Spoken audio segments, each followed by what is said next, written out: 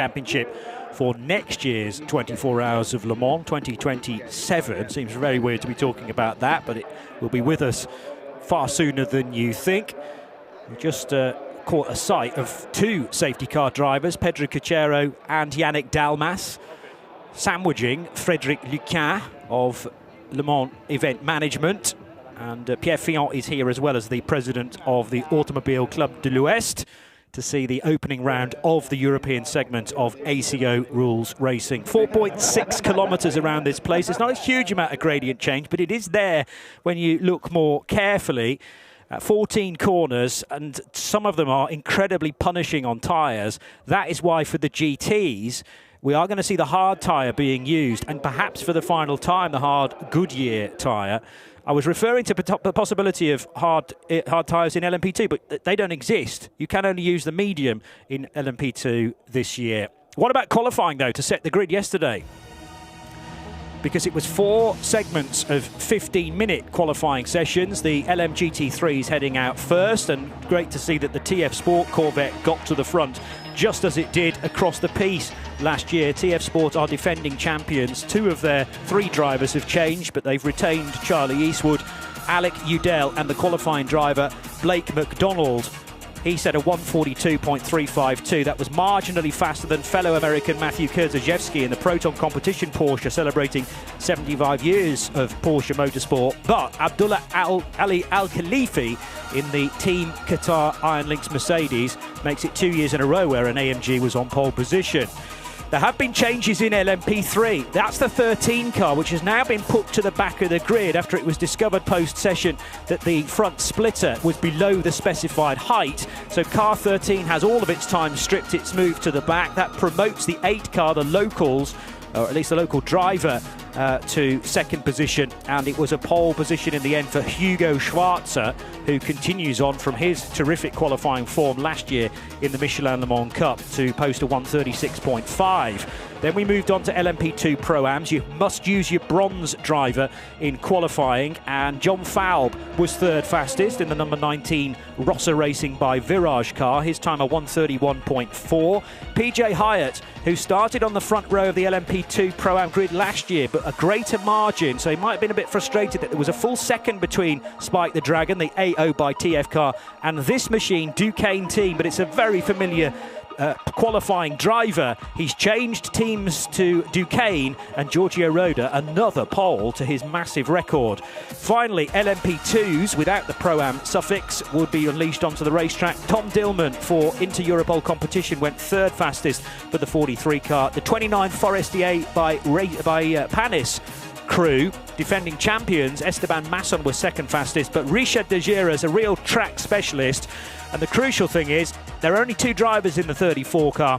So Bijoy Garg, the man in the centre of the picture there, is going to have to do at least 2 hours of this race, because Richard De Gera can't do more than 120 minutes.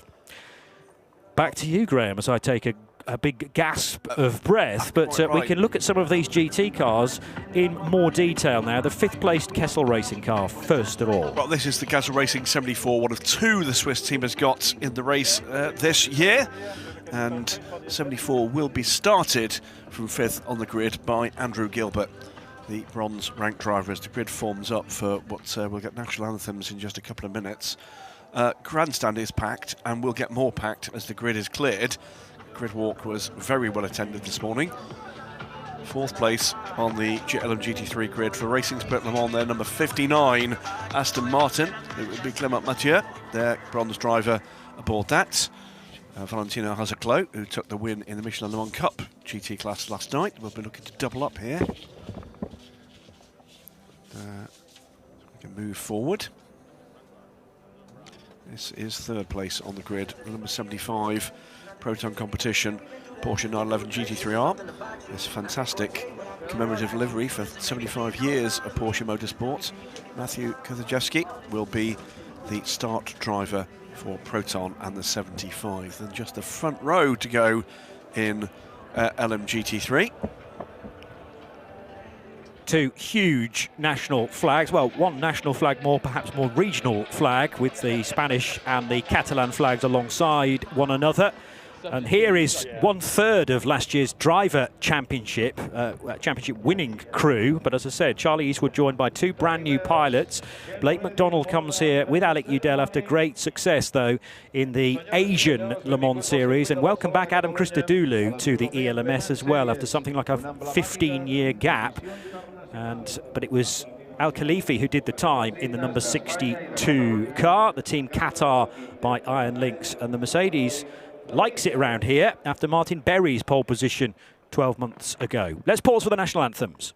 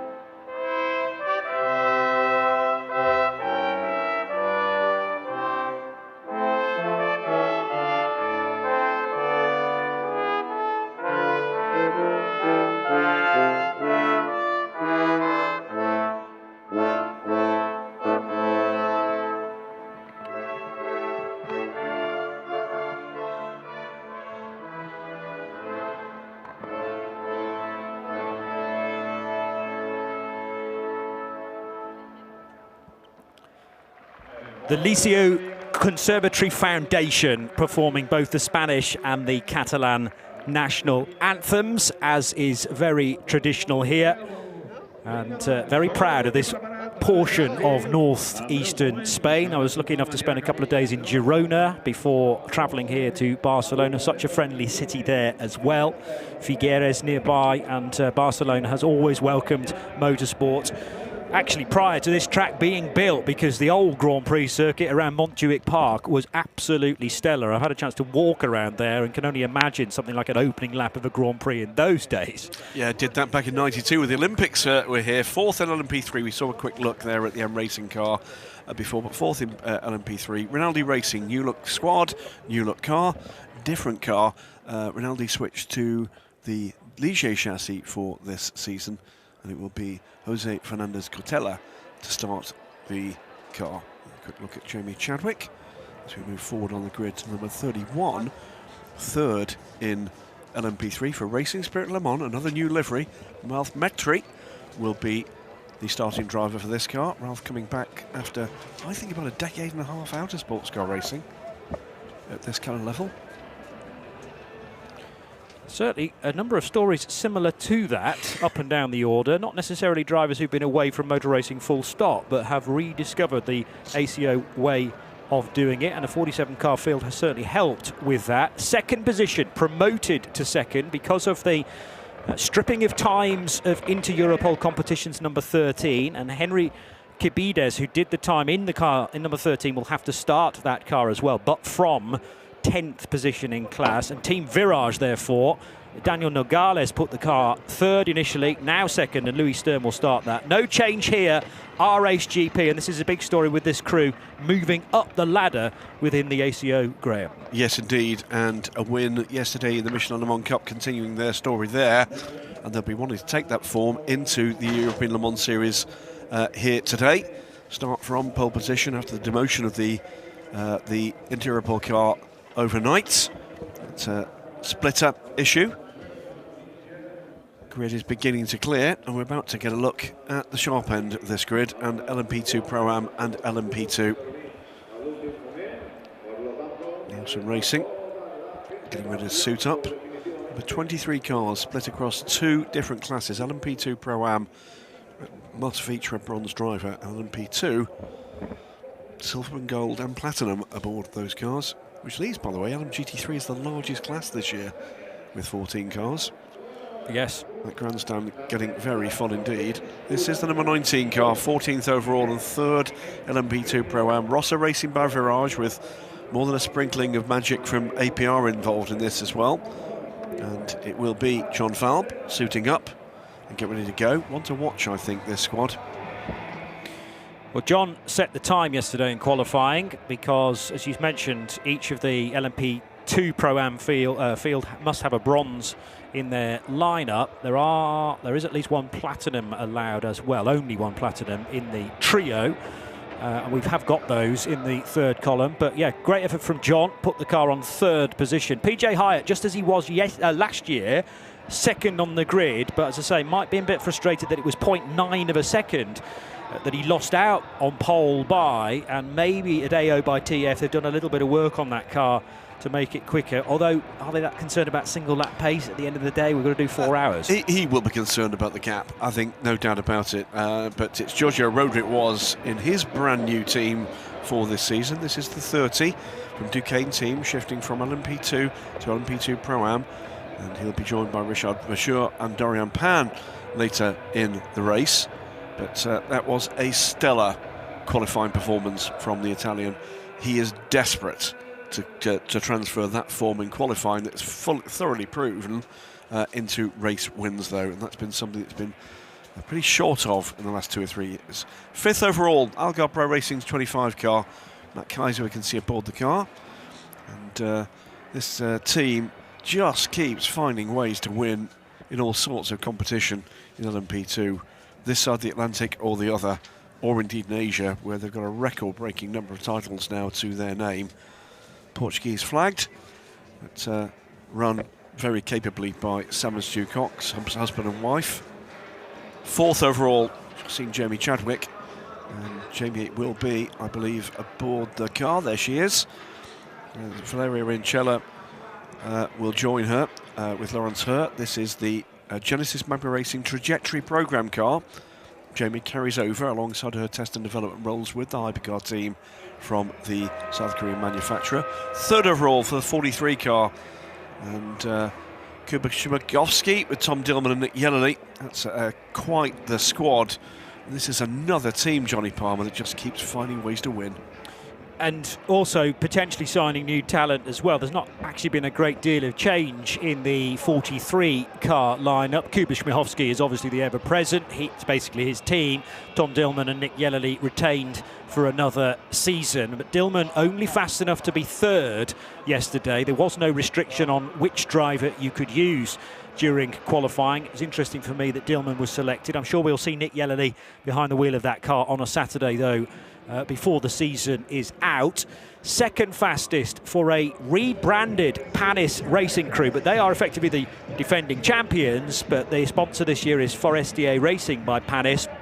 2 of the 3 drivers are the same as last year, but the only 2 driver lineup in the whole of the field have managed to take pole position. Bijoy Garg was just the spectator standing in the garage. He is the silver-rated American, but he has won Le Mans in the past with United Autosports.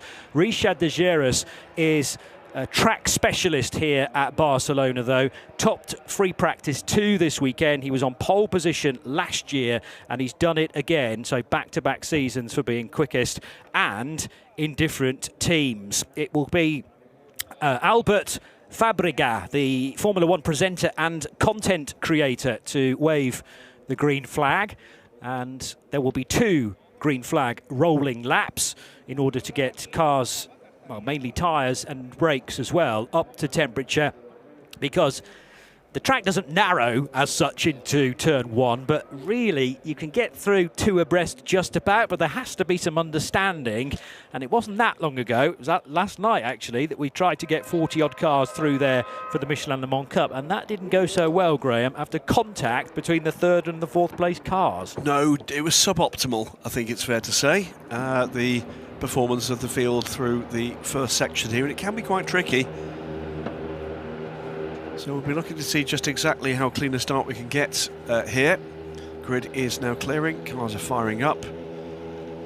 What else can we tell you? 47 car got a 3-position grid penalty, did it not? CLX Motorsport. Yes, and I can tell you precisely why that was. While you're doing that, I'll tell you the 51 car that had problems yesterday is starting from the back of the grid, but must start with Davide Rigon, the fastest driver, after missing qualifying.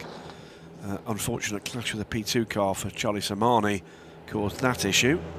Yeah, we were actually covering the incident live on TV. The cameras were in the right place to deal with the incident involving Georgios Kolovos. Green flag in the front of the grid. We have started the first of 2 formation laps for the 4 hours of Barcelona. Georgios Kolovos and Crichton Lendoudis, so 2 bronze drivers trying to qualify their cars. The stewards summoned and heard the drivers and team representatives. The driver of car 47, Georgios Kolovos, explained that he felt another car had earlier hindered his lap, so he slowed down after turn 9 to prepare for another fast lap. Then car 27, Crichton Lendoudis, on a faster lap, approached turn 13, sought to pass car 47 on the right-hand side, and contact was made, and it was basically labelled as Kolovos's fault, and therefore the 47 CLX Motorsport car gets a 3-place grid drop to start from 8th position, therefore, rather than 5th. And be able to have a chance to do the full grid in just a tick for you, which will include starting drivers that aren't necessarily that obvious, although generally speaking, even in LMP2, it'll be the silver drivers for a first 40-odd minute stint, maybe a double. It's going to be fascinating to me whether Bijoy Garg Let's ask drivers to heat up well those tyres. Yannick is aware of it, that we have a colder track today than we had yesterday. And let's keep those gaps small, otherwise I'm forced to slow the leading car. So please ask your drivers to minimize the gaps from now onwards, otherwise I'll have to slow the leading car. Bijoy Garg has got to do 2 hours in this race because Richard de Iris is restricted to a 2-hour maximum. I know there's a 40-minute rule in the regulations, but that is purely a minimum of 40 minutes to score points. But for the regulations and to be classified as a finisher, Richard can't do more than 120 minutes. Anyway, Bijoy will start car 34, Louis Rosset for Forestier Racing by Panis is next. Kuba Śmiechowski in the sister Inter-Europol competition 43. Jamie Chadwick we saw getting into EDEX Sports number 18 on 4th position. Matthias Kaiser and Griffin Peebles for 25 and 22. That's Algarve and United Autosports respectively. Paul Lafargue and Edward Pearson will start the 28 EDEC and the 24 Nielsen Racing cars on the 4th row. Ian Aguilera for CLX Motorsport ahead of Vector Sports' Ryan Cullen and Jonas Reed in car number 9. Onto this bank of 12 LMP2 Pro-Ams, headed by Giorgio Roda with another pole. Second was PJ Hyatt, AO by TF. Okay, GTs seem to be behaving well for the first time. It's the first race of the season. LMP3s are not behaving well, and LMP2s, it's quite big gaps. Let's close the gaps, please. Let's close the gaps, please. John Fowl for Rossa Racing by Virage. Car number 19 starts alongside Jens Reno Moller for Vector Sport. Then it's Jean Gloria and Stephen Thomas, DKR and TDS Racing. Michael Jensen for Algarve Pro Racing and CLX Motorsports, Georgios Kolovos. Francois Perrodo's AF Corsa 83 LMP2 Pro-Am car starts alongside Horst Felbermeyer's Proton competition version, number 88, and Crichton Lendoudis in number 27, alongside the 21 car of United Autosports' Daniel Schneider. In LMP3, RHGP, flying after their 2025 Michelin Le Mans Cup title, take another pole. Fabien Michel didn't set the time, that was his teammate Hugo Schwarzer, but Fabien the bronze will start. Louis Stern alongside number 8, the Team Virage car. Then Ralph Maestri for Racing Spirit of Le Mans number 31. Rinaldi Racing's Jose Fernandez is in car 5. Nick Adcock for M Racing. Matthew Richard Bell for the 11 crew, Euro International. Then Paul Lancher in the number 17 CLX Motorsport car. Antti Ramo for the number 4 DKR Engineering Squad. Terence Woodward for Ultimate number 35. Into Europol competitions, Henry Cubides put to the back of the grid after the front splitter was too low on that car. And finally, Abdullah Ali Al-Khalifi becomes the first Qatari pole sitter for the first Qatari team, at least Qatari flagged, though by Iron Link, so there's very much an Italian flavour there. Let's close all the gaps, please. Let's close all the gaps, please. I do not want to put Yannick at 60, okay? Let's close all the gaps, please. TF Sports Car Corvette 30, close the gaps. starts alongside on the front row for Blake McDonald. Then it's Matthew Kurzajewski for Proton, their 75 Porsche. Racing Spirit of Le Mans, Clement Matter, the 59 Aston Martin. Andrew Gilbert and Takeshi Kimura make it an all Kessel Racing third row in LMGT3. Duncan Cameron, Spirit of Race, returning with yet again another year of an unchanged squad. Car 55 starts 40th overall. Reminder to all drivers, cars to grid positions, exiting T10. Exiting T10, 2 lines of cars, please. Custodio Toledo for Richard Mille AF Corsa. Amir Naran for Iron Lynx in the other Mercedes, number 63. Banksy for Proton Competition, number 77. It is Mike Wainwright's GR Racing, number 86, alongside the United Autosports Michael Berg, and Dennis Anderson and Davide Rigon starting at the back. 2x2 exiting T10, please. 2x2 exiting T10, please. Remember that Davide Rigon has to start that car. He's been told to by the regulations after they were given special dispensation to start the race. They did not appear in qualifying. It's up to the leaders to keep the 5 car gaps to the class in front. So after many months of waiting, we were last racing in the European Le Mans Series back in October. That season really did crescendo after 6 races at the Portimão Algarve International Circuit. We're still in Iberia, but this is a brand new year. And for the 15th season of the European Le Mans Series, we are about to go racing for 4 hours for LMP2, LMP2 Pro-Am, LMP3 and LMGT3. The lights go out, and for 2026 we're underway again, and it's a good getaway, at least initially, for Bijoy Garg, but he is going to be joined on his outside by Louis Rousset in the Forestier Racing by Panis car. The race start is under investigation. That's kind of a staple message from Eduardo Freitas, as now cars are off all over the place down at the gravel. That's the Algarve Pro Racing car needing to recover, but 1, 2, 3 cars with heavy damage and causing a chicane, and there are more off at the first corner, including the number 4 DKR Engineering car, which has arrived backwards at turn 1 and cleaned out 2 fellow LMP3s in the process. One of them is Paul Lancher in car 17 for CLX. And the 68th from M Racing. 3 cars stationary in turn 2. I think one of them is the number 9 Proton car. I think it's the forward back car. So at least 3 LMP2s have already been damaged. I have no idea how the DKR Engineering car was already backwards with anti-Ramo. Did he get a hit to provide that? I don't think he did. Something very odd happened to that LMP3. There was a heavy hit on Jonas Reed. He was spinning and caught by another car. The safety car inevitably has been called here. 2 separate incidents. Well, I was certainly concerned about whether we would get everybody through cleanly at turns 1, 2 and 3. I'll tell you who's involved in this, by the way. It is the number 9 Proton competition car started by Jonas Reed. Georgios Kolovas in the 47 car is in trouble, as is Kraitlan Tudis. The 2 cars that got involved in the clash in qualifying are both involved in that second turn shunt, and it was a big one, Johnny Palmer. Nick Adcock, Paul Lancher and Antti Ramo are the 3 in LMP3, and I don't think any of those cars have left the scene of that incident. So Bijoy Garg was out and clear and was not affected by that, so he will continue to lead under the first safety car of the race. Louis Rousset tried around the outside of the American to take the race lead, but I think decided that discretion was the better part of valour, and he would have an awful lot more racing to do with potential chances to get in front of the first Inter-Europol competition car.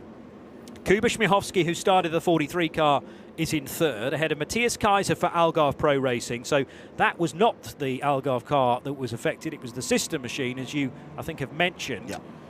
And so 25's okay. Griffin Peebles could still do a fair bit from 5th position. And then further down, the other class leaders, LMP2 Pro-Am is Duquesne and Giorgio Roda from pole.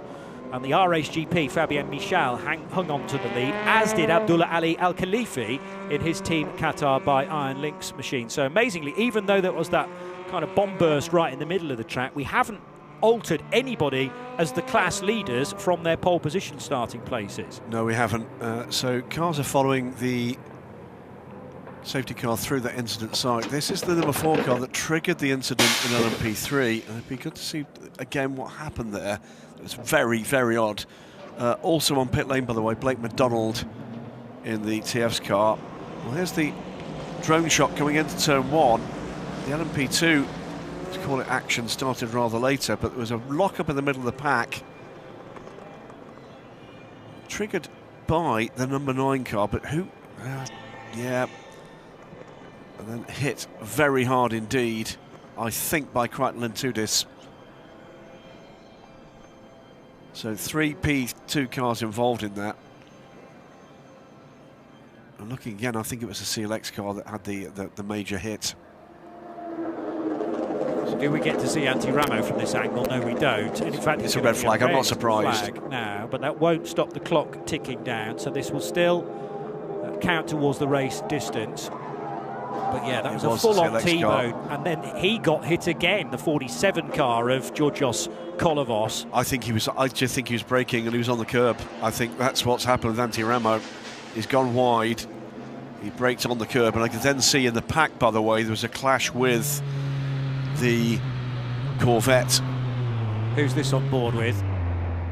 Could be Kolovos, actually. If we now T-bone, yeah, the number 9 car, nice. Bang. That's a big hit. And from Georgios's position, he just couldn't go anywhere anyway. I mean, it was all too late. To try and turn left or right, there were probably cars alongside him. This is PJ Hyatt's viewpoint, so how close was he to being involved with it? I don't think there was contact. I don't think there was contact. For the 9. For the 9. But I was amazed that PJ Hyatt avoided it, and probably the car behind just about squeaked through. This is what was going on in the LMP3 field. This was... So you've got the second of the Mercedes in front, not Al-Khalifi. Just trying to work out who that onboard is from. The Aston Martin. I thought for a moment it might have been Blake McDonald, but it's not, because there was no contact then. He definitely had contact. Well, yeah, because Blake's been into the pits to sort that out and rejoin. Remember, Blake McDonald in the Corvette started the race in second, so he's going to continue. We haven't lost any of the LMGT3s, incidentally, because Blake McDonald's back in the race, but he is in 14th, therefore last. Well, the field is being brought to a stand under red flag conditions in a single file on the pit straight. So let's just remind you what's happened here.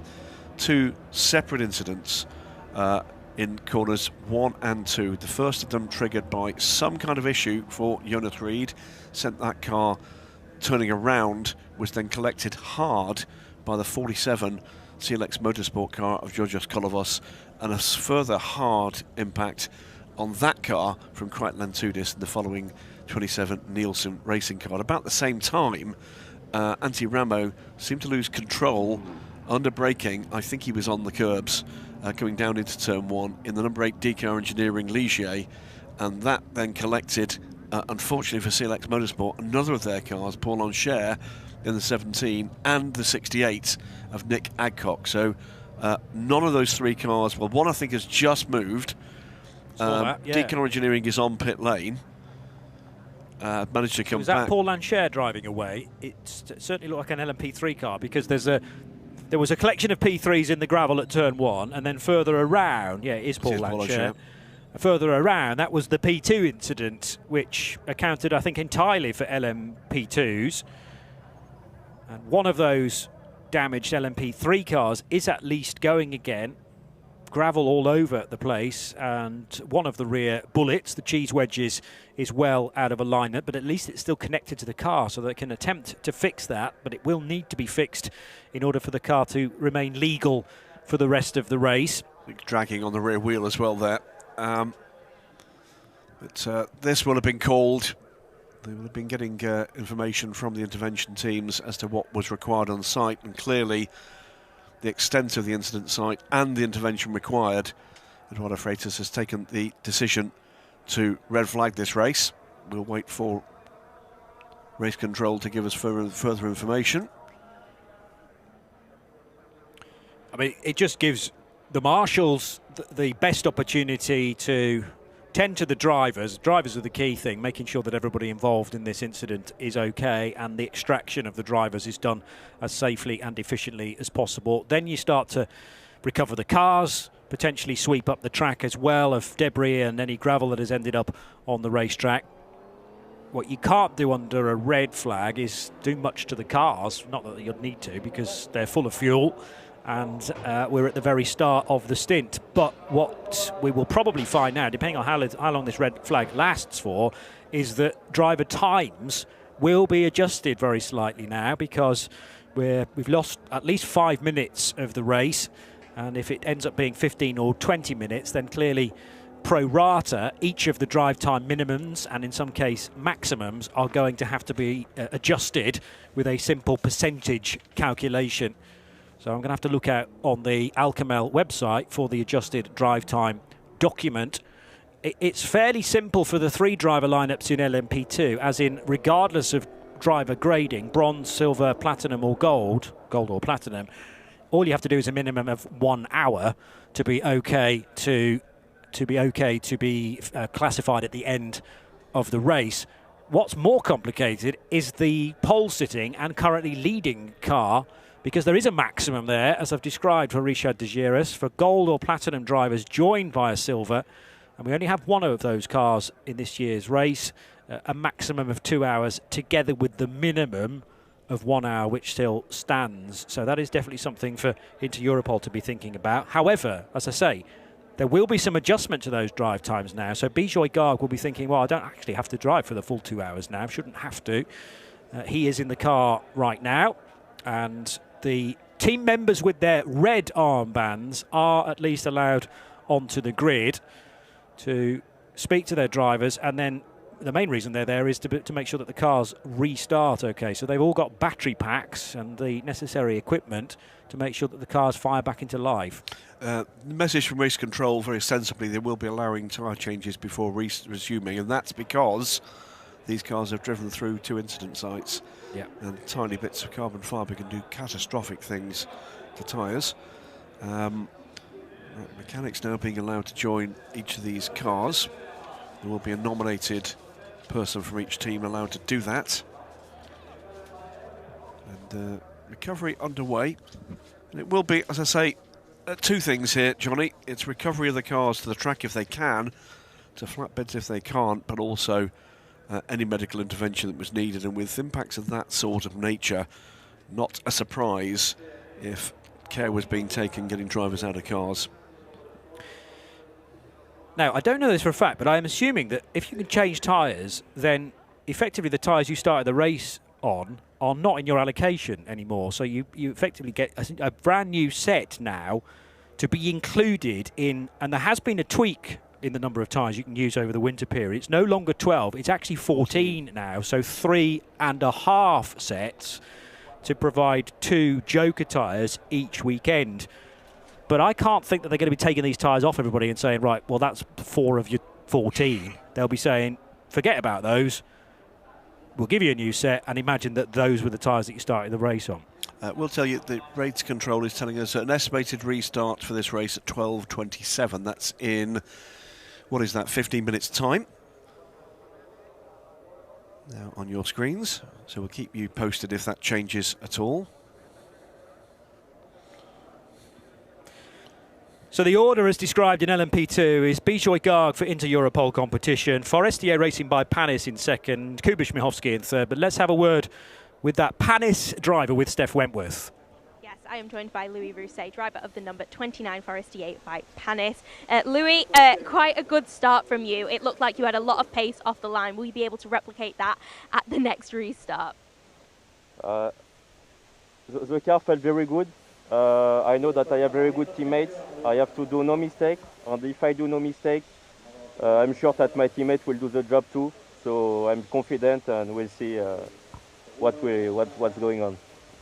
And is there a podium on the cards today? Of course, you had a great qualifying session yesterday, and you're in a good position. Of course, the race is long, but what can we expect from you and the team? I don't want to say expectation. We'll do the 3 driver will do our best, and we'll see the result. Thank you so much. Best of luck. Thank you. Well, keeping his cards close to his chest, there may be an element of, for Bijoy Garg and Louis Rousset and Kuba Śmiechowski thinking exactly why we've red flagged this race, because they will have been completely unaware of the chaos that was kicking off behind them. Everybody getting the 15-minute signal now. So look at Bijoy Garg's start in the green-nosed Inter-Europol competition car. Really, Rousset had little choice but to pull into line. Some decent movement from Matthias Kaiser as well, trying to hang on to 4th position. And the LMP2 field, both in standard LMP2 and Pro-Am, threading their way through. All was well until this spin mid-pack, and the number 9 car of Jonas Reed then got absolutely T-boned by Georgios Kolovos in the CLX Motorsport car. And you can see Georgios Kolovos just presented with the side of Jonas Reed's car, and then he got hit himself by Crichton Lendudis. So, I mean, those two had already got together previously this weekend, yesterday in qualifying. Nothing that either of them could have done about this time, of course. And that is not a nice noise at all. Gilles Duquesne watching on, hoping that Giorgio Roda would get through the madness, and he did, retaining the class lead. And then Antti Ramo up on the curb, cold tyres, cold brakes, but the car made unstable by slowing it up on those red and white curbings, the ripple strip that chucked the car into a spin. And pinball style, he then cleaned out 2 fellow LMP3 cars. So Antti Ramo in the DKR Engineering Ligier this year, no longer a Ginetta. Paul Lancher, who has subsequently got going again, although quite how far around the track the CLX Motorsport car remains to be seen. And Nick Adcock was the 3rd and final LMP3 car involved in that Turn 1 incident in his number 68 M racing car. And the marshals were still dealing with the recovery of Nick Adcock's car the last time we checked.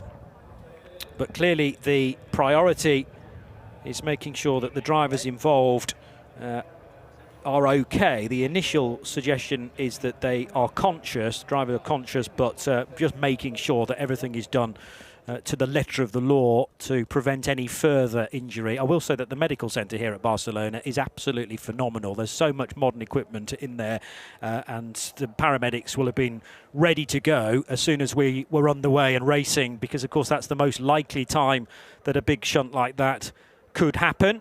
So drivers could be treated here. They may be treated locally down the road at the hospital as well.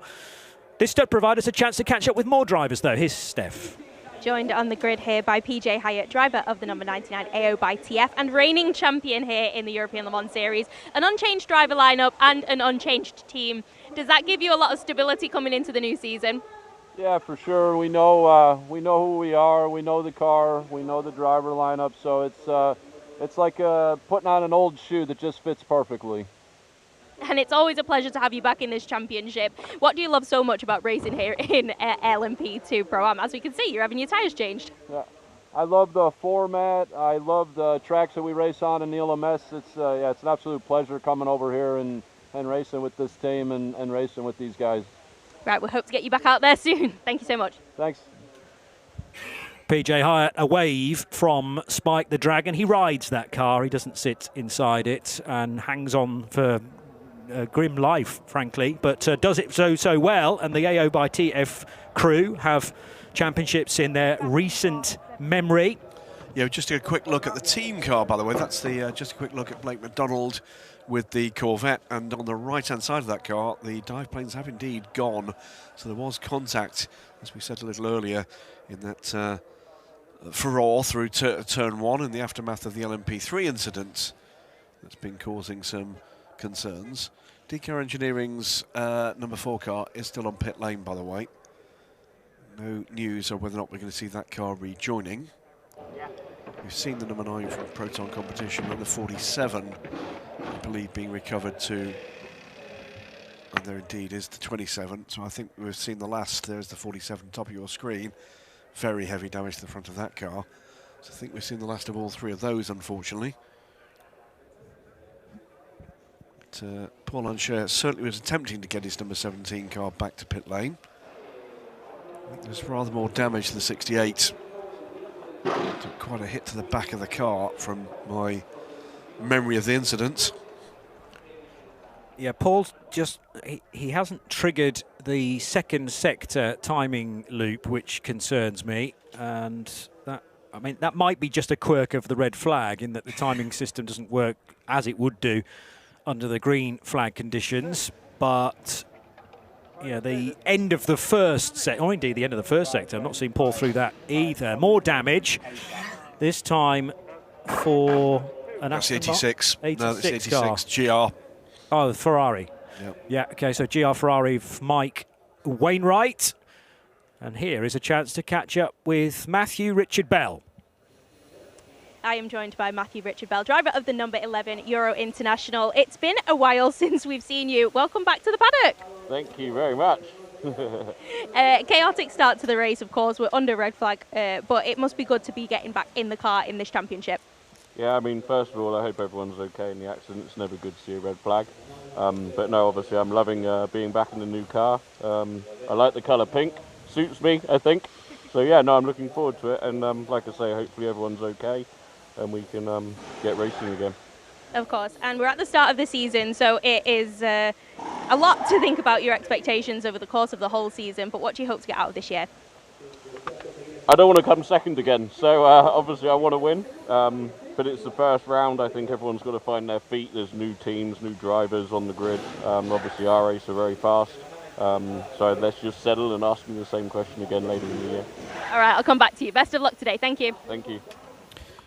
We call him Matthew Richard Bell because there is a Matt Bell that races elsewhere on the package. Who Well, is? there's two other Matt Bells. Well, yeah, There's you're an right. American Matt Bell as well. But Has American Matt Bell ever taken part in a European Le Mans Series weekend? don't think so. I know Right. other Matt Bell has taken part in a US race with other Matt Bell. Yes, that is true. And I don't think we're covering all of the universes or indeed our planets, Matt Bells, either. It would imagine it's quite a common name. So always good to try and differentiate, but he doesn't introduce himself. If you're to meet him in the paddock, go, hello, I'm Matthew Richard Bell. No. That's just a means of us telling the difference. I think it speaks more than anything as a remarkable lack of information on the part of the parents of all three people concerned. Yeah, okay. But we'll put that aside. It's just a run up the cars as they sit on start-finish line. We're about 6 minutes from the point at which race control was suggesting we might be getting back to a race, and there's every sign that drivers are getting ready. This is Banksy, Japanese driver for the very pink Proton competition Porsche.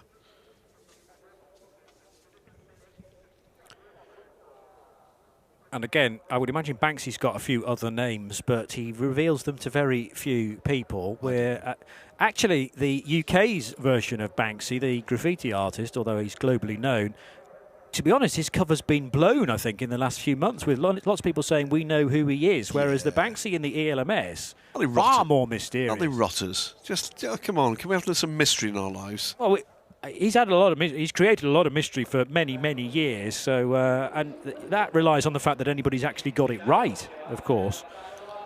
Maybe the real Banksy has become the European Le Mans Series driver. Maybe. Ooh, that would be good, wouldn't it? Just to create a bit more camouflage.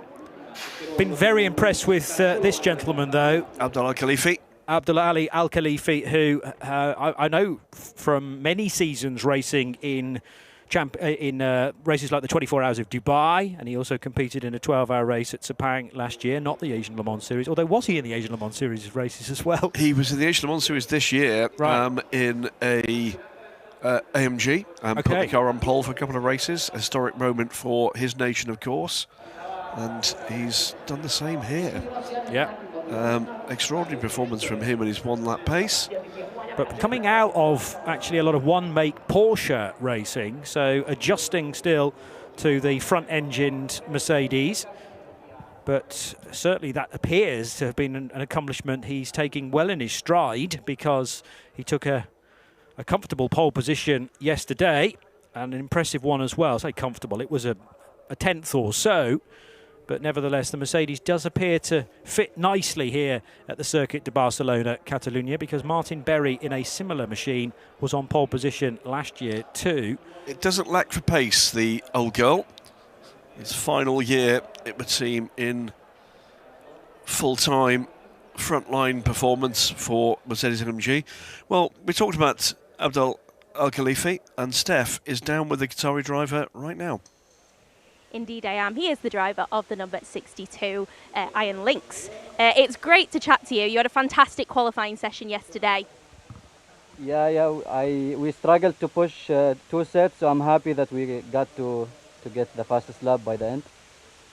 And you had a really good start of the race, managed to keep that first position. Obviously, we'll have another start to the race very soon. Will you be able to replicate that same start? I think I will manage. First one was crazy enough. I hope the drivers involved are safe and sound, and hope for speedy recovery for the injured driver. Perfect. Thank you so much. Yeah, tough time for his home country and their near neighbours right now, as we all know, geopolitically. But great that they could be here in Barcelona and in 3 weeks' time at Le Castellet as well. They are very much enjoying their racing in Europe, but they've been busy in other places as well. So they were in Dubai for the 24 hours earlier in the year, and have been to Mugello along with other places too. So certainly getting the air miles in, and good to be able to represent the Qatar Motor and Motorcycle Federation, the QMMF group, which their letters are emblazoned on the side of that very smart maroon Mercedes. Going to get another look at the start that's triggered this red flag. 2 separate incidents, all amongst the LMP2 runners. Car to look for here is the number 9 at the back of that first gaggle. See, going through turn 1 with the Duquesne car, just ahead of the Duquesne car in fact. And what happens here? He hit the side of the Vector car, hit the side of the Vector LMP2 car. That would be Ryan Cullen, but I don't think Ryan had any blame at all there. Which again here, yes he did, he got into the side of Ryan Cullen, that spun him around, collected first by Georgios Kolovos, who was then collected in turn by Krytel and Tudis. And while that was all happening, there was further chaos behind in LMP3, but that was 2 or 3 big hits. They're not nice to see. So the other Vector Sport car, did that get through okay, Jens Moller in number 7? Because it does appear that the first, the second and the third place cars in LMP3 Pro-Am were all right. Yeah, I think he did. This was the incident in LMP3 triggered by a spin from Antti Aramo, I think, on the curbs and braking. Spun the car out and then across, hitting Nick Adcock in the 62, isn't it? 68, my apologies, and racing car. And also impacting the 17. That's a big incident site. Well, this is on board one of the Porsches. I could see the Porsche badge in the middle of the steering wheel, and try and make sense of which onboard that was, therefore, behind one of the Iron Lynx Mercedes.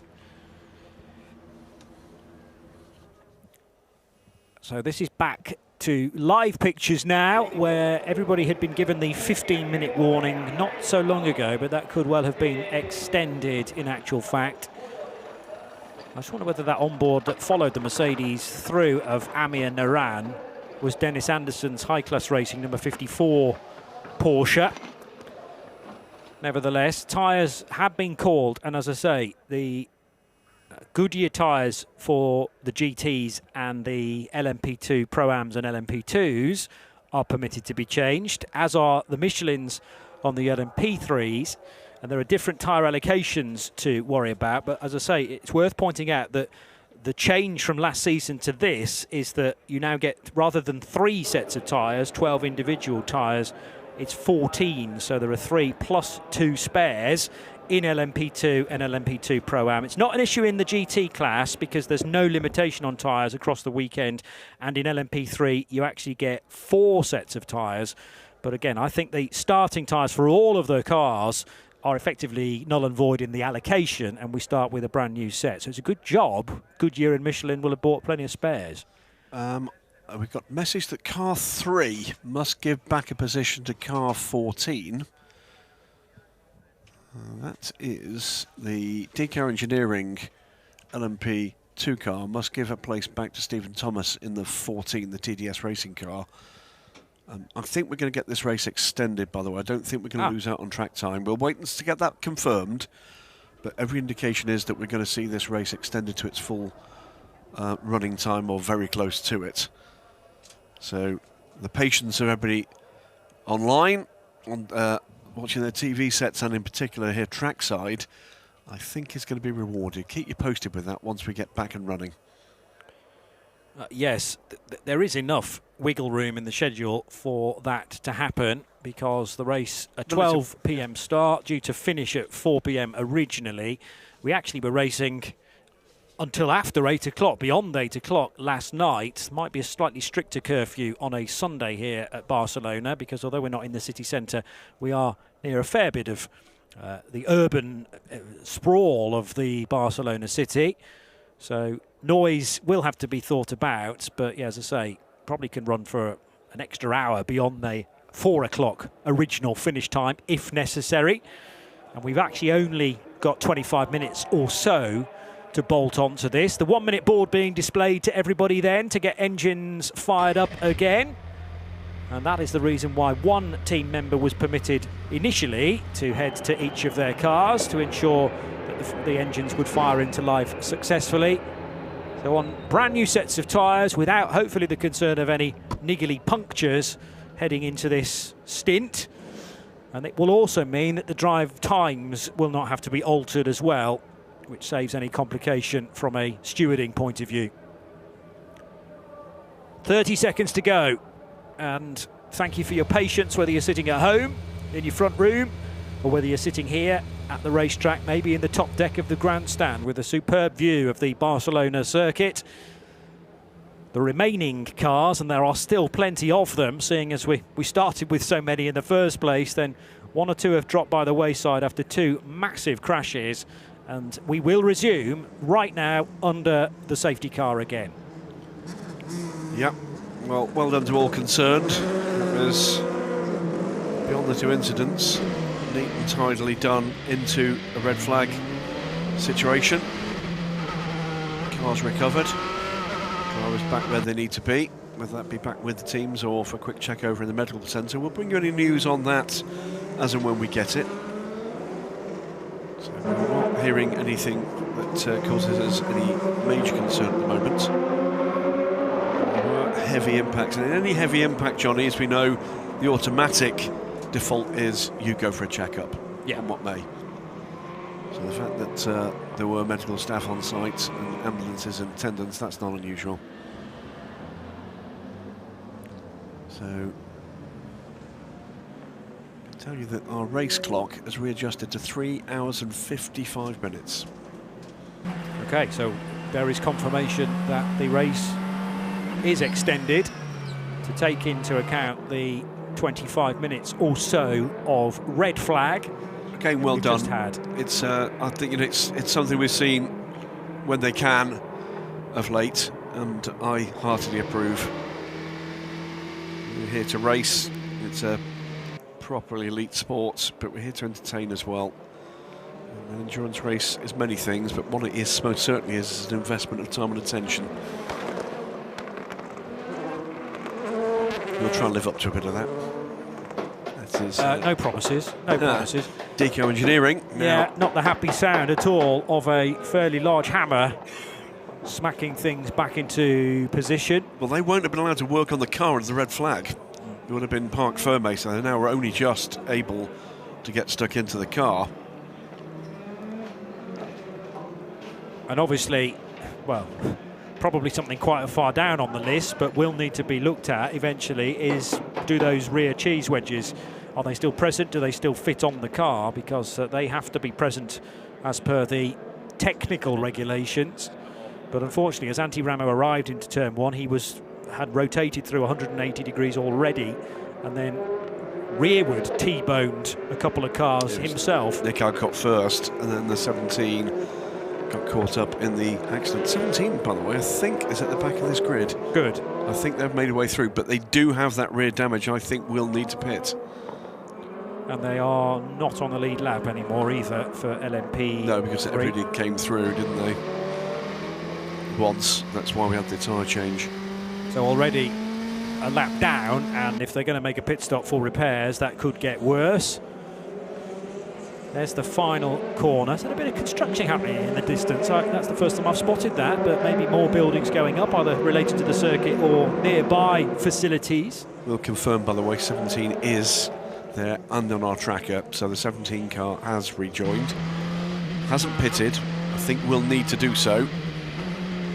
So we've lost, confirmed, 4 cars. 3 damaged LMP2 cars, and number 9 from Proton Competition, Jonas Reed, whose contact with the Vector car triggered that incident, and he was then hit by both the 47, Georgios Kolovos, that car out, was then in turn hit by the number 27, Nielsen Racing, the hands of Crichton Tudis. Also confirmed out is Nick Adcock. He was the unwitting victim, I'm afraid, of Antti Ramo's spin. Paul Lonscher has now pitted. Pits would, of course, been closed when he came back around. So Paul Lonscher has pitted for attention to the rear of that CLX Motorsport car.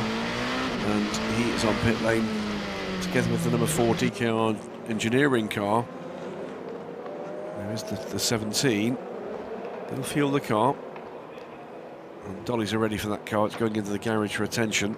There can't actually be that much space for fuel, so I mean they may label this pit stop as emergency service anyway because of the rear right cheese wedge and various other bits and bobs that need to be sorted. There's a question mark as to whether the pits are actually open for legal pit stops right now. I know that the first phase of the safety car before the red flag will probably count, as in this is not a separate safety car, I don't think.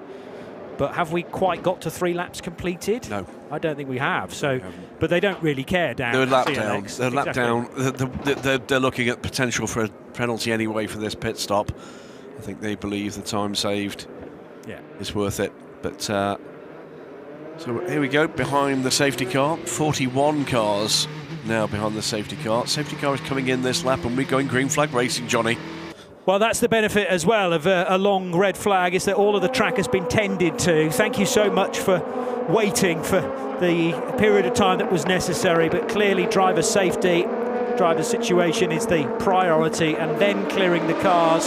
Thankfully, we're not going to be denied any race time after an extra 25 minutes has been bolted on. So 3 hours and 50 minutes to go as the barge board underneath Bijoy Garg's seating position is whacking the road surface. Now it's side by side between 2 LMP2s that are getting their elbows out. That's the 2 EDEC Sport cars that are leaning on one another and did just about sort it out. Still, tyres are very, very cold. You can see how the cars are twitching through turns 2 and 3. And in LMP3, RHGP's Fabian Michel leads the way from Euro International's Matthew Richard Bell, but Louis Stern is right on Bell's tail.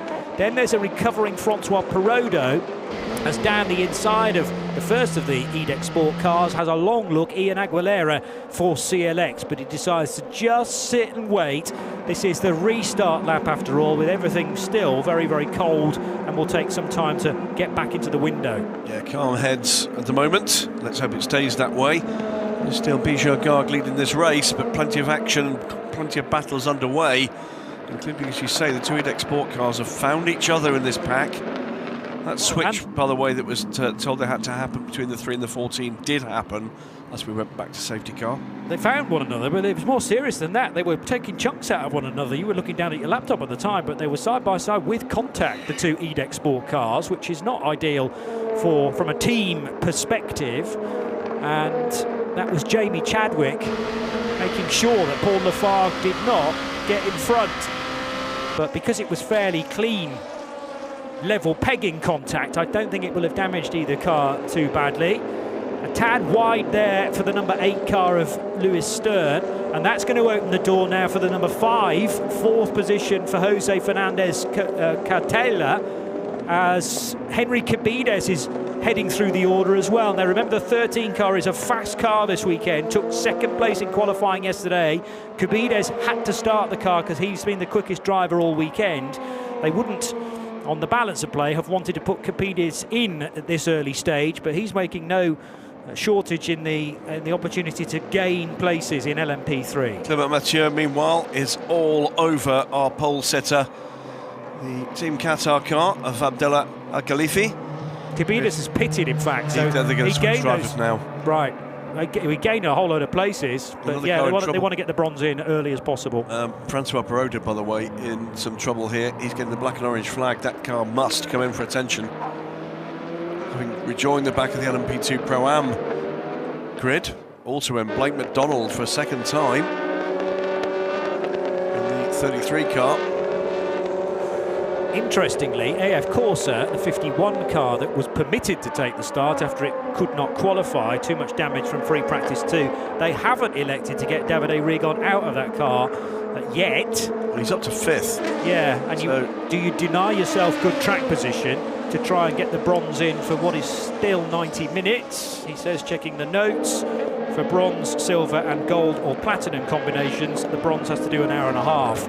Side by side there between the 31 and the 8. That's Racing Spirit Le Mans and Virage, and that's beginning to hold up. GT3 battle that's right under the rear wing. So Abdallah Al Khalifi feeling the pressure from Clement Mathieu. There's a quick Aston Martin underneath him at the moment. But, unfortunately for the AMG man, through that sweeping final turn, that's where the Ligier is stronger. Pulls away.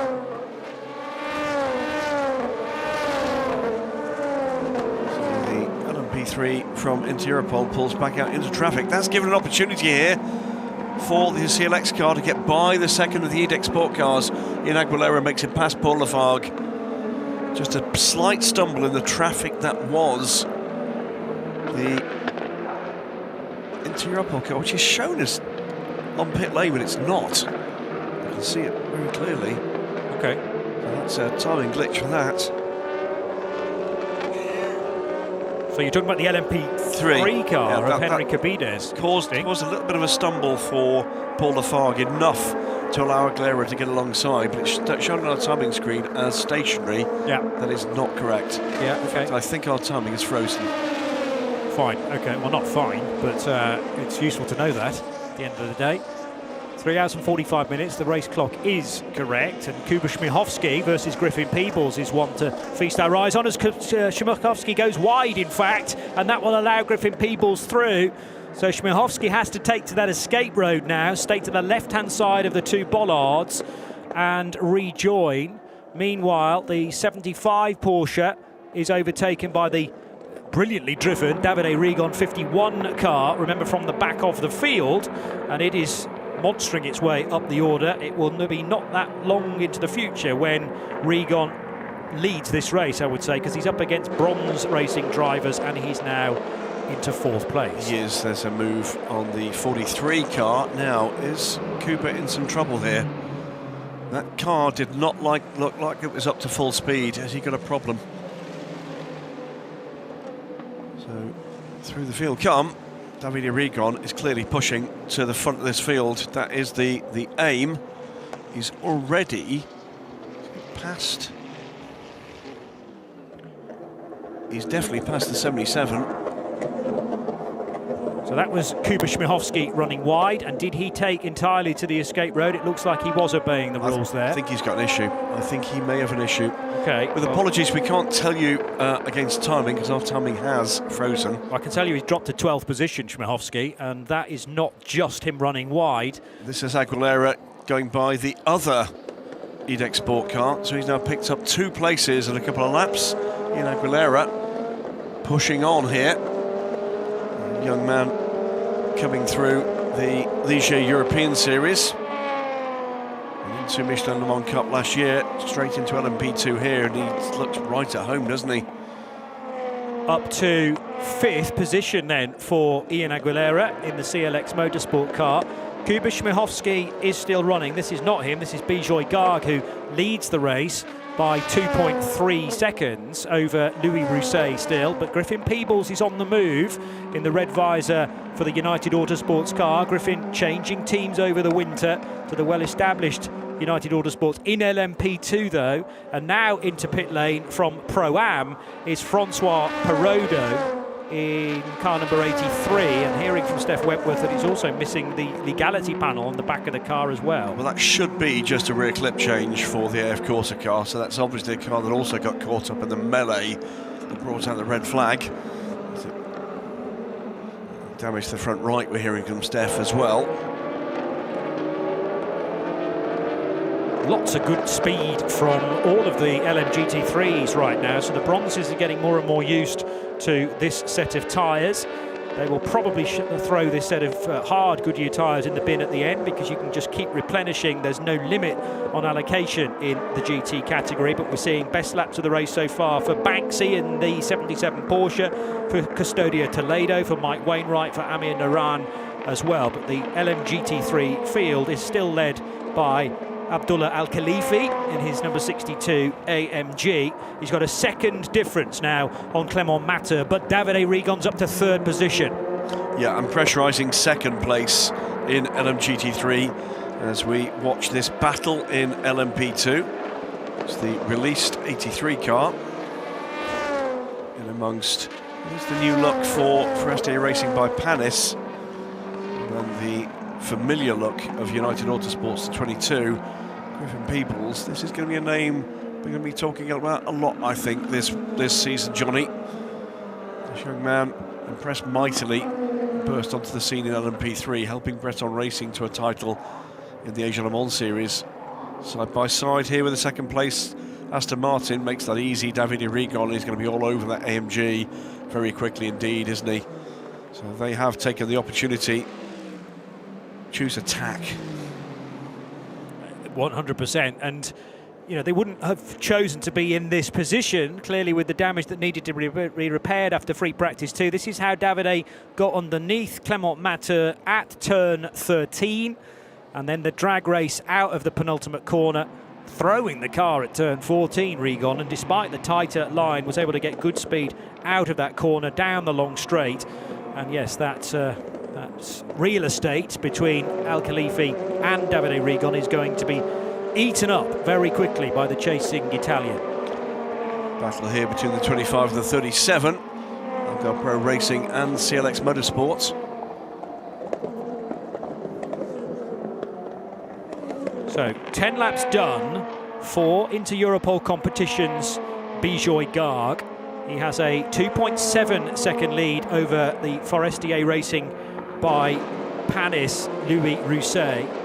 Meanwhile, CLX Motorsport in their LMP2 car having a good little dice. So this is Ian Aguilera and Matthias Kaiser, and Aguilera down the inside at turn 5 got the position initially, and I reckon then held on to it as well. So that is Aguilera up to 4th place now.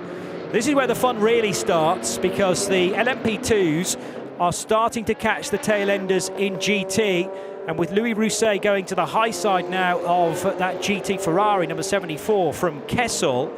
So that'll be Andrew Gilbert in for the opening stint in the 6th placed car. But the green and black LMP2 of Louis Rousset for Forestier Racing, he is having his move shadowed all the way by Griffin Peebles in 3rd place, and that United Autosports car over the line. Will this be a chance for Peebles to go down the inside? I think he's a bit too far back to be able to take advantage of that. The gap to the race leader is still 2.7 seconds. Aguilera in amongst traffic too. The 83 car, remember, has already been in for a pit stop, so that LMP2 Pro-Am car is at least 1 lap down and is part of the Pro-Am part of it. Impressive speed so far from Jamie Chadwick, by the way, although as he tries to shake Paul Lafargue in the similarly liveried EDEX Sport car, although the difference between the EDEX liveries is that one has the 2 central black stripes, the other one has 2 central red stripes, and it's Jamie Chadwick with the black stripes ahead of Paul Lafargue, and that again is a slow LMP3 car. I think Paul Lancher, which might be a legacy of what happened to him at turn 1 on the opening lap.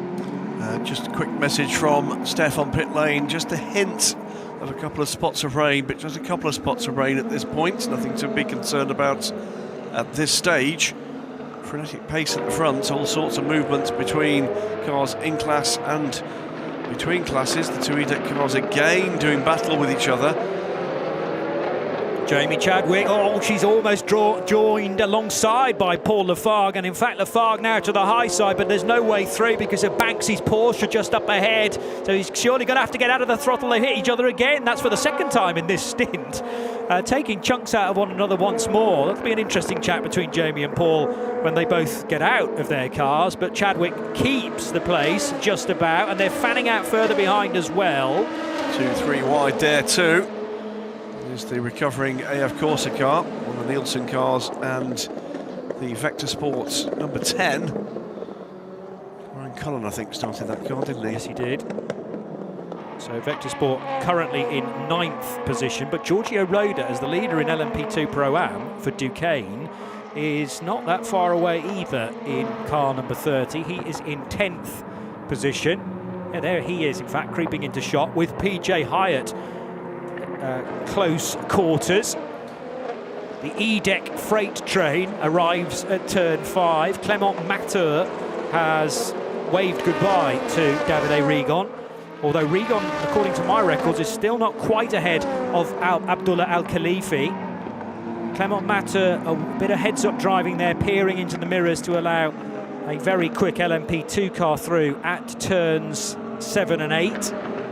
So around the back section, there's Rigon in the red and black Ferrari, not yet in front then of the half and half livery for the QMMF car. And the Qatari Racing, or the Team Qatar by Iron Lynx car, is in the next few corners really going to have a decision to make. Does he just allow Davide Rigon through for fear of there being some contact, because really that's not a fair race, and there are definitely some spots of rain down at the first corner. Steph Wentworth confirming that to us in the pit lane, and I'm seeing that they are evident now on the cameras down at turn 1 as well.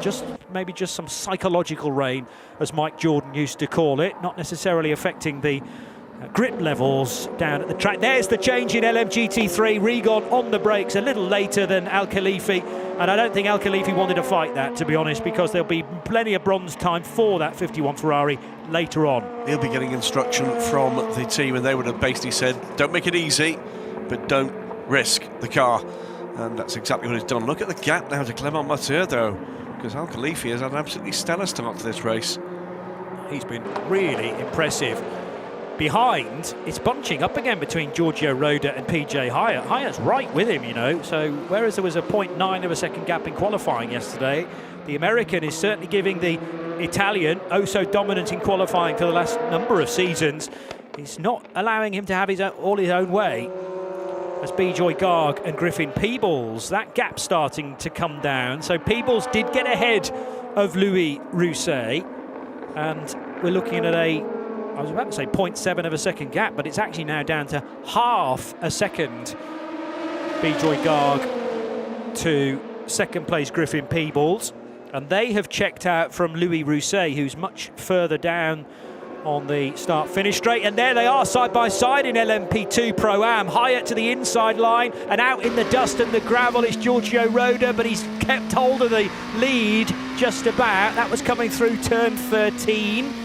PJ Hyatt looking far more comfortable in this opening segment of the race. He sounded very chilled when Steph Wentworth was talking to him. And again, using the traffic, Davide Rigon's Ferrari, the new leader in LMGT3, was the fly in the ointment there, but could have done PJ Hyatt a massive favour.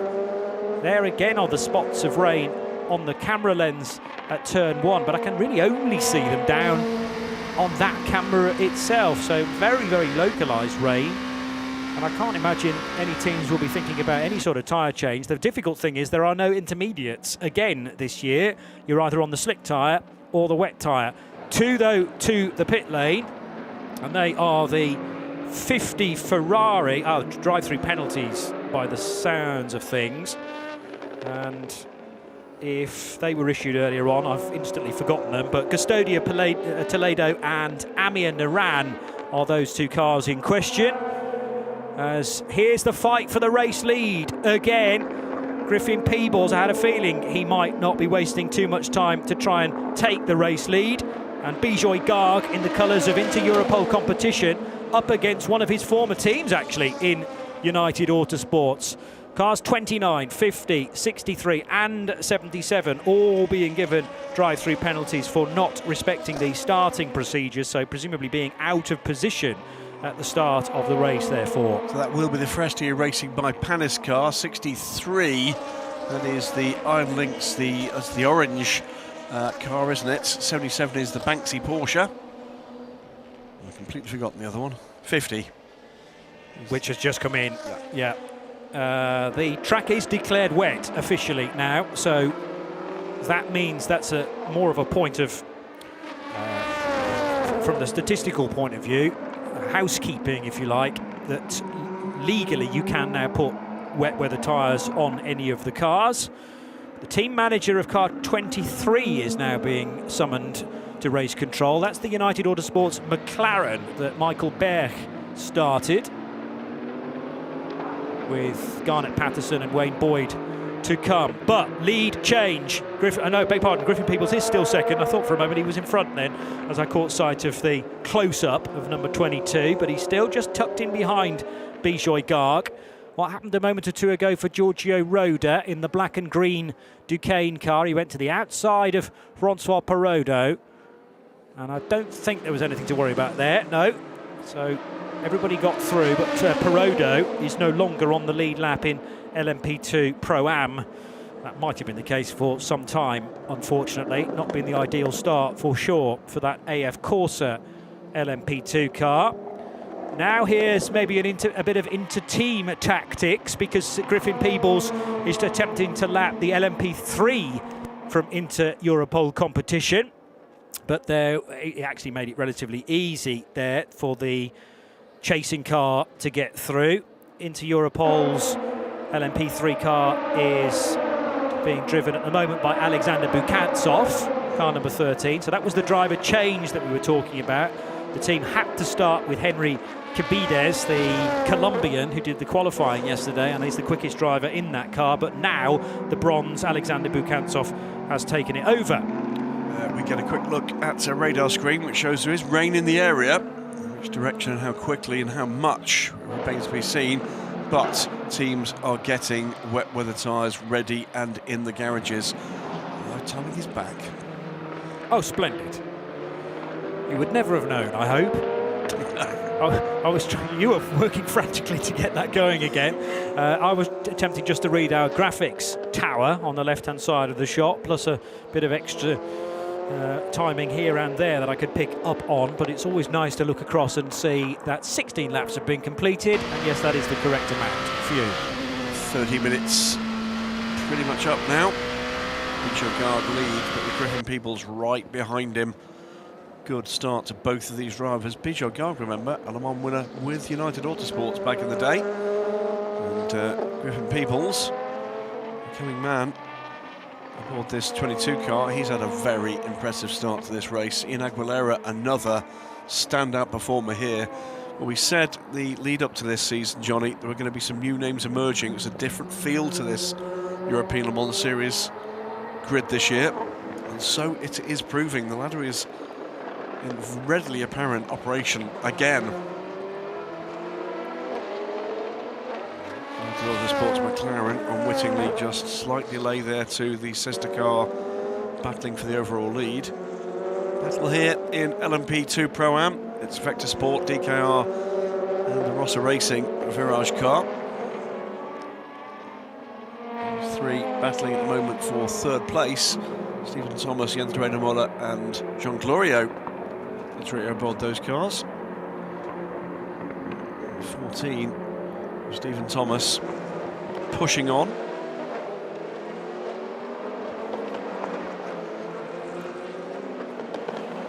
For fourth. Now, because of so much safety car and obviously a lengthy red flag, I'm intrigued as to how long we might be able to get into this race before the first LMP2 pit stops. Normally last year they could do 40 minutes, maybe a smidge more if it was a low throttle circuit. Ooh, big squirm there as the LMP2 wants to get out of the way. Number 24 of the Mercedes, second of the Iron Lynx prepared Mercedes, that being Amir Naran in number 63. It was Edward Pearson there in the 24 Nielsen Racing car that had almost a moment. But yes, lots of safety car at the start. Obviously no fuel burn during the red flag as well. So we have had... But you've also had the two formation laps and the move to the grid. Agreed. Same tank. Yes. I think it's going to be well, we're in, what, 32 minutes now? That's all, yes. Next 10 minutes. I think we might be able to go a bit further than that.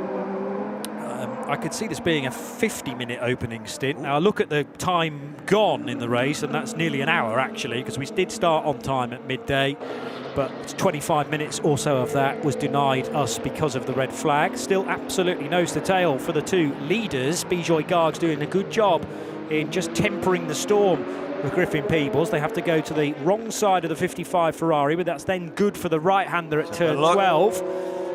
He did have a look, but not quite close enough again. Drive off the corner for Bijoy was pretty healthy there. Good drive from Bijoy. As good, if not better, at this stage from Griffin Peebles, because he's had to pass cars multiple to get here. But Bijoy Garg driving a very assured race at the head of this field. And they are comfortably clear of Ian Aguilera, although it is Aguilera for CLX now into third position. So having got ahead of Matthias Kaiser, and they overtook a handful of other cars as well prior to that point. So because they're to a certain degree squabbling amongst themselves, Garg and Peebles, that is allowing Aguilera to up the pace, and he's lapping faster now. He's catching them. He's catching them last time around by, what, 1.5 seconds? Better than that, indeed. The gap is under 4 seconds. This is going to be a 3-car battle, I think, within the next couple of laps. Clement Mathieu being tracked by Kozjewski in the 75 Proton car.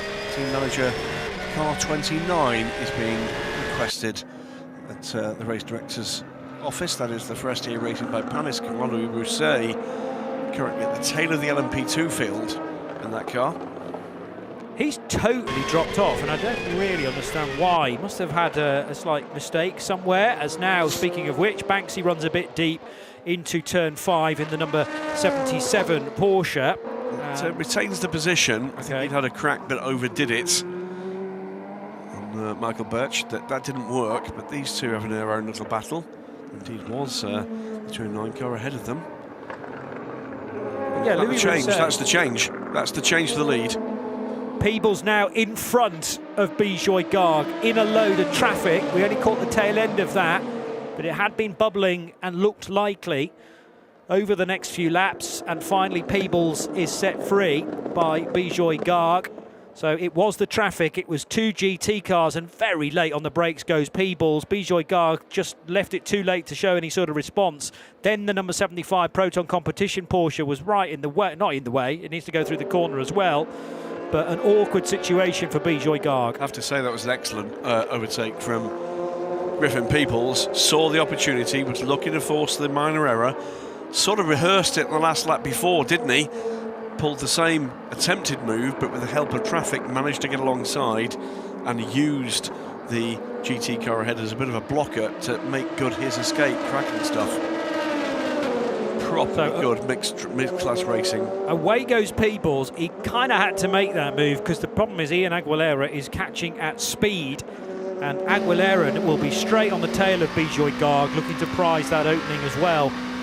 Into Europol Competitions car, now down to second. This was PJ Hyatt, by the way, running second in Pro-Am. Car ahead is the last of the P2 runners. This is Kubish Mikowski. Had that issue. Didn't really get an explanation as to what had gone on from there, but he's not recovered much from that. So it doesn't appear to quite have the bite that you'd expect from Kuba. But this is all allowing Giorgio Roda to get away a bit. Giorgio Roda is how far up the field? It's only 2 or 3 seconds, so PJ will want to deal with the Interpol car if he can. As for David Arrigon, well, yeah, he's already 8 seconds up on Abdullah Al-Khalifi, as you'd expect from the Platinum driver. Full factory driver, starting the race from the back as a result of the 51 crew missing qualifying after an accident with his bronze colleague Charlie Samani. Was tagged by a P2 car, the car going into the pit wall at very high speed, significant damage, but they managed to fix that car, get it out here, and it leads the race. Yeah, there's been some terrific stories already Some not so good ones on that opening lap, in fairness as well. But yes, a lot of drivers who have arrived in the European Le Mans Series for the first time and are getting to grips with it very quickly indeed. There is the 37 car of Ian Aguilera for CLX Motorsport. And as we'd mentioned, he was hunting down the green and yellow car of Bijoy Garg, who, having been forced offline a few laps ago by Griffin Peebles, might have been out in the weeds, out in the marbles, and therefore his tyres not in the best state. But this is the time for Ian Aguilera to pounce if he can.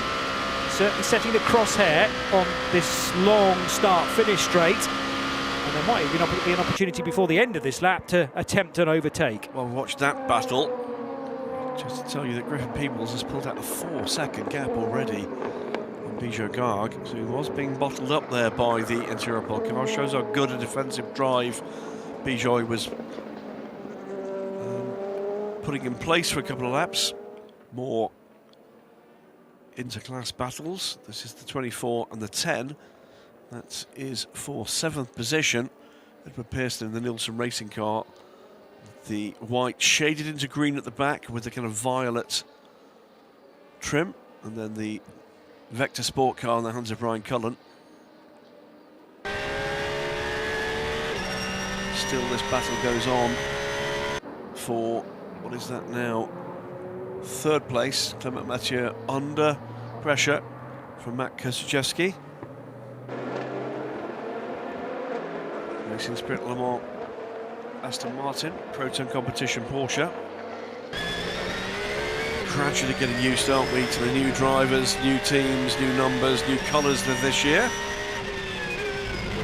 It's always a fun time because a lot of the time, if cars have done well in certain paint schemes, then you just get used to them being certain race numbers and certain driver combinations. And a lot of the time through the winter period, all of that is shaken up. But generally speaking, after the first race, we still haven't got it, frankly. We've only got 3 weeks to go before the next round to get it all settled in our mind. Tad wide there by Clement Mathieu in that 59 Aston Martin, ahead of Matt Kozachevsky, whose lines are much more tidy at this stage. He does have experience of these European tracks, I should say, because of 2 years ago being successful as a GT champion in the Michelin Le Mans Cup. Yeah, as we were saying, it was well, amazing season from I think 3 second places and won all the other races with Alessandro Balsam. Here's the battle for second. This is Bijoy Garg under real pressure now from Ian Aguilera, and they're again in traffic. That was his undoing last time. Bijoy Garg, as he tried to defend from Griffin Peebles, this time putting cars between himself and his pursuer. Done it again there with the high-class Porsche, I believe. Yes, it is. Our new additions this season.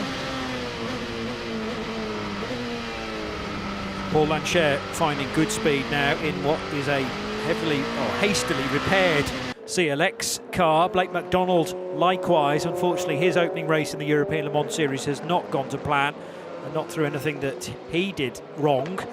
The Corvette is at least still putting laps in and is going more quickly than it's managed to this point in the race. Down the inside goes Giorgio Roda in the Duquesne team, LMP2 Pro-Am class-leading car, and he's still 4 and a bit seconds clear of PJ Hyatt, who has cleared Kubish Schmiechowski, who has dropped back another couple of places. Right, Schmiechowski, yeah, down in 13th position, inexplicably. I'm sure we're going to hear from Kuba that there's an issue with that car. He had that run off track, didn't he, to turn 1? Yeah. And it's not looked right since then.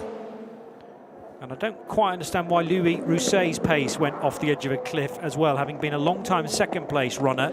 He's now down in 9th and matching Ryan Cullen's lap times. Oh, he had a drive-through, that's why. So he was one of the 4 cars that had to serve the drive-through penalty. That's my error for not remembering that bit. So they were cars 29, his car, Louis Rousset, car 50, car 63, car 77. So the other 3 cars were all GTs and have all served those penalties now for being under investigation and then being assessed a starting procedure disrespect rule Well, after a chaotic start, it's been busy since we went back racing after that first lap red flag, with the time lost under the red flag recovered. We're now 42 minutes into this race. Griffin Peebles leads now by 7 seconds from Bijo Garg, who is still bottling up the rampant Ian Aguilera behind him. Matt Kaiser is a chunk of time back, with Jamie Chadwick almost on his heels now. Giorgio Roda leads in LMP2 Pro-Am, 10th overall. PJ Hyatt's closed another second on Giorgio Roda, so that gap is coming down. Third is Stephen Thomas, but he's 5.5 seconds back for his fellow American. RHGP, Fabien Michel leads in LMP3 from the pole position, almost 14 seconds up on Matthew Richard Bell in the Euro International, the number 11 car, the bright pink Ligier. And then Rinaldi Racing's number 5 in the hands of Jose Fernandez Cortella sits in 3rd place. Of course, has Davide Rigon gone for the back to the front, as you'd expect. Team forced into running their fastest driver. He's done all he can. He is now 10 seconds ahead of pole sitter Abdullah Al Khalifi in the Team Qatar by Iron Lynx number 62 AMG. With Matt Kurzajewski having gone by the Aston Martin now, he's up to 3rd place in LMGT3 in the 75 Proton Porsche. Could be about to get worse for Louis Rousset's number 29 car and the 23 United Autosports McLaren, because they are under investigation for not respecting what you have to do down at the first corner if you overcook it and take to the escape road at turn 2. So they're going to be checked that they did that properly and might cop a penalty if they did not. Here's Bijoy Garg again, still being chased by Ian Aguilera for 2nd and 3rd in LMP2. Pretty busy further back as well, with a GT car being caught by an LMP3, but this is the one that's most likely to change in the near future. PJ Hyatt again, not that far away from Giorgio Roda, 1.6 seconds, so they're all thereabouts. It was 4 seconds 3 laps ago, so he is absolutely reeling him in. This pair, though, this is an engaging fight, isn't it? Aguilera looking for a way to grab the advantage from Bijo Garg, because Griffin Peebles is pulling away 11.2 seconds ahead, and we start with the first of the LMP2 pit stops, the 24 of Edward Pearson and Louis Rousset in that number 9 from Forestier Racing are both on pit lane, and that is, what, 45 minutes into this race. Yeah, so others ahead and indeed behind in the LMP2 Pro-Am category think that they can squeeze a few more laps out of this. But here's the 24 car of Edward Pearson. I wouldn't imagine they're going to change tyres, because Edward's going to stay on board and Louis Rousset's probably going to stay on board for another 40 odd minutes as well.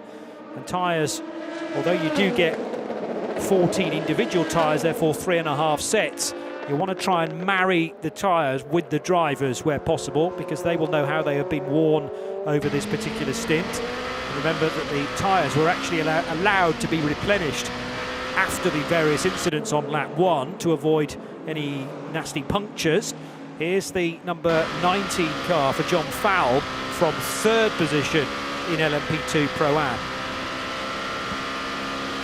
Garg still fending off Ian Aguilera. Nothing wrong with Bijoy's defensive game, is there? Also pitting, this time from 4th position in LMP2, is Matthias Kaiser, and Jamie Chadwick will follow him down pit road from 5th. 4 seconds the gap as they came down between that pair. Battle for 4th place. In fact, second lead export car and Ryan Cullen's number 10 from Vector Sports also on pit lane. So it's just the lead group now in LMP2. And in both categories, actually, because these two are going to stay out. So the Duquesne green and black car. And there's the 2nd place fight between Bijoy Garg, Ian Aguilera, whereas the car behind them, that was trying to give a bit of scoreboard pressure, has already pitted. Giorgio Roda staying out will promote he and PJ Hyatt to 4th and 5th overall for the time being. Yeah, and Hyatt right with Giorgio Roda now, it's half a second. So we've got real battles underway for significant places in both LMP2 classes. Rounding the right-hander at turn 12. This is the early part of the lap, turn 5 now, in fact, for nose-to-tail Pro-Am runners. Surely they're going to pick together as well as they both get underneath the number 50 Ferrari of Custodio Toledo. PJ High, does he push for the overtake before they pit? There's probably not a great deal of value in that. Just wants to make sure that his in-lap is as clean as possible. Top three. Yes, indeed. They do come in all together. Peebles, Garg, Aguilera from first, second, third, all in on the same lap. So it becomes a battle on pit lane between the pit crews. It's another part of what we love about sports car racing, a full team game. And at this point, it's down to the pit crew to execute whatever the strategy says they must, as quickly and as cleanly as possible on this pair coming in on this lap, and they are as well. So, cracking stuff. Decane team, by the way, new service provider this year, RHGP. Our race leaders in LMP3 looking after the number 30 car. And you'll see there is the RHGP pit with Duquesne right next to them. Bijan Garg leaving, and indeed Ian Aguilera will be on his tail. Griffin Peebles, 1:07 on pit lane, exactly the same for the second place car, and 2 seconds longer for CLX Motorsports. Interesting. Not seeing any driver changes in the LMP2s. I would be very surprised if there were any, to be honest. I'm going to try and make these pit stops as quick as possible with as few changes as possible. So generally they are just all fuel. Watching this is that one, that is the Pro Team competition car. I think we're going to see, yes we do, order restored between the leaders in LMP2 Pro-Am as well. Pretty much identical pit stop times there too. So no errors amongst any of them as the 24 car just alongside for a moment. The number 99. That would have been for position, by the way, with Ed Pearson. Yes, yeah, one of the early stoppers. And this is a fight off pit road as well. 20 in the 88. For Horst Felbermeyer and Michael Jensen. Michael, if you're watching the coverage of the Asia Le Mans series, Dorian Pan there says hello. Hello, Dorian. Welcome back. Suffered an absolutely enormous shunt at Yas Marina. Broke a thumb, I believe, in that, and I know he was looking for the opportunity to talk to the drivers briefing here. The issue was not where his thumb was, it was the fact his thumb was caught by the wheel flailing around in the cockpit, and he had a ring on underneath his glove. 29 laps done, and the lead is 14 seconds. I'm just having a stretch. You were wondering whether I was wanting to get out of the booth. I might do later, but I'm just stretching the legs, sitting down for quite some time during that red flag. 0.3 of a second is the gap between Ian Aguilera and Bijoy Garg, with Matthias Kaiser more distant though now. No, he's not. He's closer. He's closed. He is. Okay. He's closed in by a couple of seconds. He was 11 seconds back before the pit stops. And I think courtesy of that slightly longer pit stop for Aguilera, he's just closed in under 10 seconds now. Where is Jamie Chadwick? Well, she's lost a position to Ryan Cullen, and that's because they did a pit stop in 57 seconds as opposed to 107 seconds. Looking at what's happening in LMP3 as well, Fabian Michal up against Matthew Bell for Euro International, and the gap there is currently about 15 seconds. Now remember, LMP3 stays the same as it was last year in that 2 of the stops that you make in a 4-hour race must be a minimum time, so you can't breach the 105 seconds that it is here this weekend. There's the 54 Porsche spinning. Trouble for the high-class car. Is that Dennis Anderson still at the wheel of that car? It is. Dennis at the tail of the field in LMGT3. So a very good run from Ian Aguilera for second position overall. However, Bijoy Garg has kind of got that covered until this point, though, because Aguilera goes right around the outside at turn number 1, kept it within the track limits as well, and that was more or less a perfect manoeuvre. I was about to say exactly the same thing. Absolutely perfect. Beautifully done by the Mexican youngster.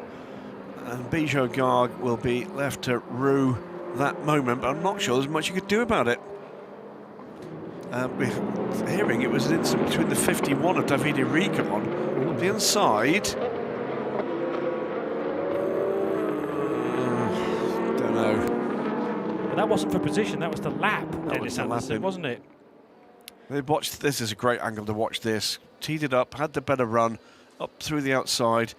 Sort of spooked him, I think, off the apex, but he was by. And it was a very neat and tidy move there from Ian Aguilera. The problem for Bijoy is he'd made his one move in the braking area. He'd already committed to the inside line, and that left him as a bit of a sitting duck because Aguilera was so confident about his ability to stop the car at turn 1. Still, this will not give up in LMP2 Pro-Am, and they've actually, because of a bit of carnage happening around them in LMP2, this is now for 8th and 9th places in total. And they've got 2 LMP2 class cars behind them with silver drivers aboard, and they're struggling to catch this pair. Moment, it sort of looks to me like PJ Hyatt's got the quicker car underneath him. There's the 2 battling away. In fact, that's a change of position behind them. That is Paul Lafargue going by Edward Pearson for what is 8th in LMP2, 10th overall. But Lafargue now will be looking to try to put a move on PJ Hyatt. He's trying to put a move on Giorgio Roda. Great fun.